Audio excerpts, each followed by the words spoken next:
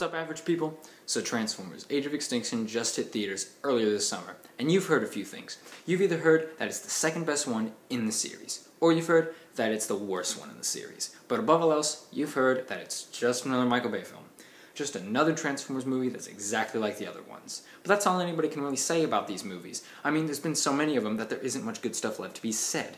But that's actually far from the truth, you see. Now, I was on Nostalgia Critic's channel a couple weeks back, and he made a video that caught my eye, and it was called 11 Things That the Star Wars Prequels Did Right.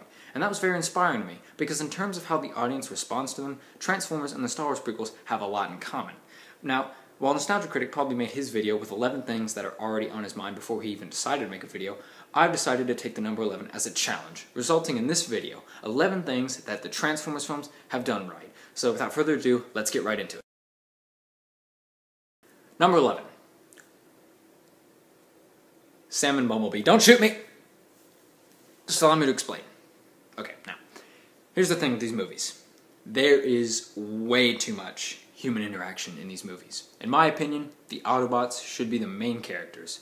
And also, in my opinion, Sam is not a good character. But if you think about it, in the first film, Bumblebee finding Sam, that aspect of the film is actually really good. Because not only does it give an E.T. How to Train Your Dragon sort of vibe to it, of two misfits finding each other, it also shows that at its heart, the first film is, ultimately, a boy and his first car, or the story of a boy and his first car. And that's very interesting to me, even if in the second and third film that aspect is dragged out so much that in the fourth film, everybody's favorite Camaro ends up doing absolutely nothing special. Number 10. Locations. Okay, so what is the absolute main purpose of watching these Michael Bay movies? Take a guess. Well, the correct answer, spoiler alert, is to look at stuff. Now, when you're talking about looking at stuff, you can list anything with these movies. You can list the cars, you can list the robots, all kinds of stuff. But one thing that I think is really cool is seeing the Autobots fight in different locations. Okay, now, it may sound like I'm scraping the bottom of the barrel here, so I'll say something else. There's more good stuff about seeing new locations than just looking at them. And I'll give you an example. It's actually a good thing to see how the location responds to these problems in the movies. A good example of that would be in the fourth film, when the big fight at the end, you know, is going down at Hong Kong, things blowing up. It's nice to see that you got to see the Chinese military interact. You got to see them fight, and you got to see how they handle the situation. And in my opinion, that was pretty cool. I mean, you don't see that in films like that these days. You don't see foreign military. So I thought that was pretty cool. Number 9.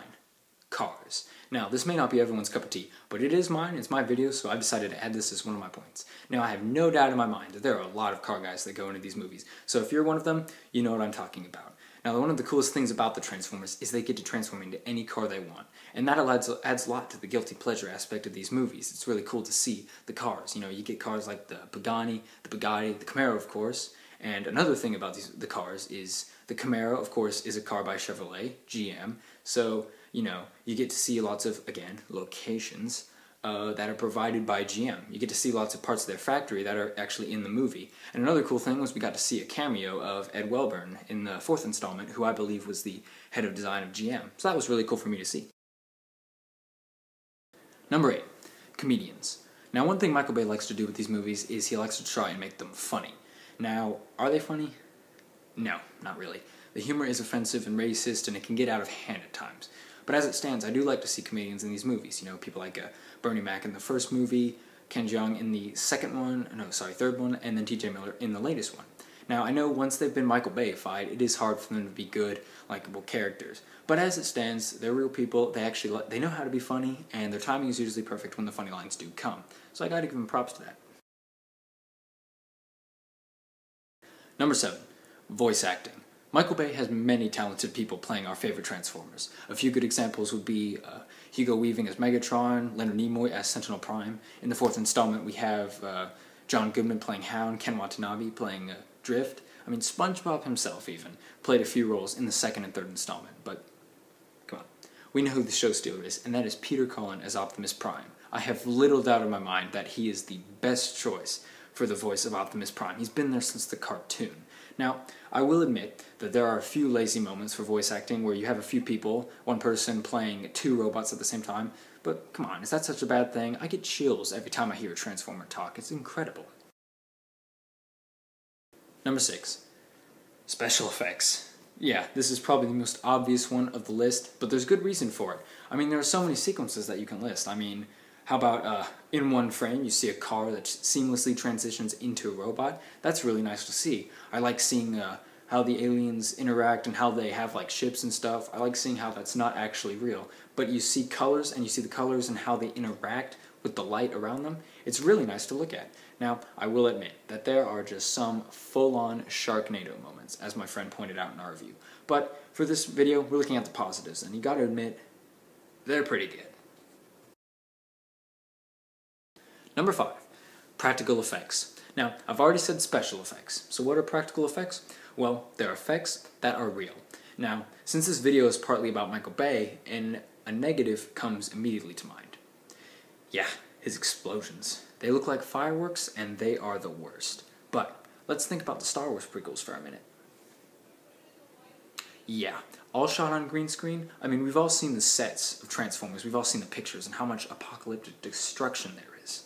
Is it a little over the top?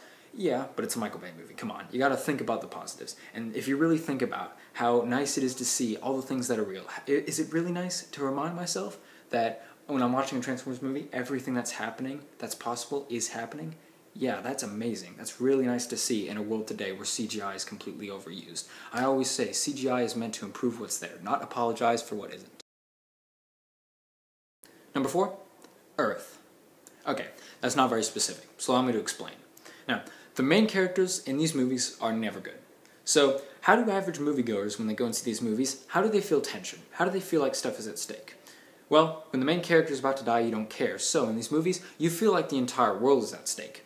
Now, it's fair to describe how Michael Bay is able to do this, how he's able to put it in your head that you're actually watching the real world get blown up by Transformers. It can be down to little details such as wide shots of cities, little clips of people on the news talking about Transformers, little shots of people running away from explosions, montages of stuff like that.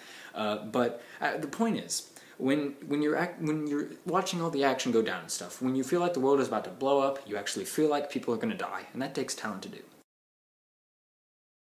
Number 3, spectacle. Now, on top of these movies making you feel like the whole world is at stake, these movies just feel big in general. Now, when a movie has a big budget, like these movies do, it's very easy for it to get out of hand, and that's something that these movies very badly suffer from. However, the plus side of that is that you can have these big, incredible action sequences, and you can make them to your heart's content. Now, again, that is a negative, it does get out of hand, but I guess what I'm trying to say, in terms of spectacle being a positive, is that I guess it's better to have a 165-minute piece of crap with big action sequences that at least some people can enjoy, rather than having some small 70-minute piece of crap with really crappy action sequences that are forgettable and no one can enjoy. Number 2, music. Steve Jablonsky is one of my all-time favorite composers, and I'm surprised that he hasn't done more stuff.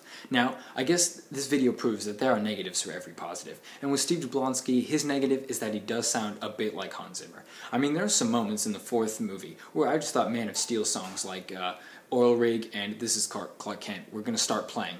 Listen to the song Dinobot Charge, and you'll know exactly what I'm talking about. But that said, I love the music. I have bought music from every single movie. Except the 3rd one. I don't know. It's not on iTunes. I don't know why. If you guys could let me know, that'd be great. Also, Arrival to Earth happens to be one of my all-time favorite songs. I absolutely adore the music. Number 1, action. Yeah, that's it. Really, now, this is sort of a combination of everything. I mean, you got the incredible effects, you got the robots, you got the cars with the robots. I mean, the action is where everything comes together. You got the robots in car form, transforming into robot form. You got them pulling out any weapon that you can think of, and they're fighting, and explosions, and microisms everywhere.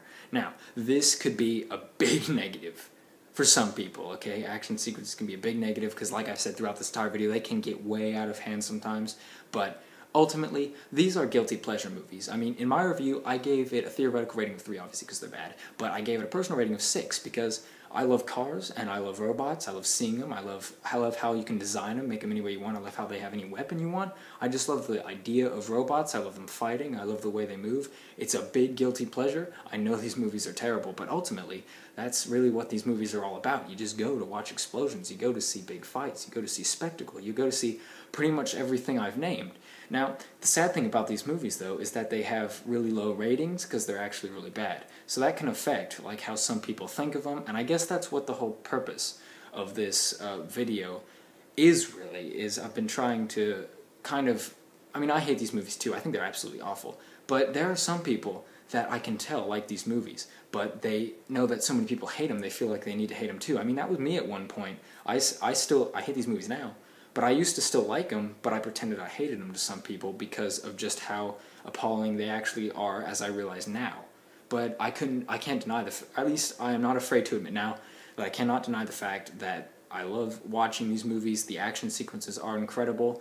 For everything I've named previously, the cars, the robots, the spectacle, action sequences, locations, practical effects, special effects, it all comes together in my number one point, which is action sequences.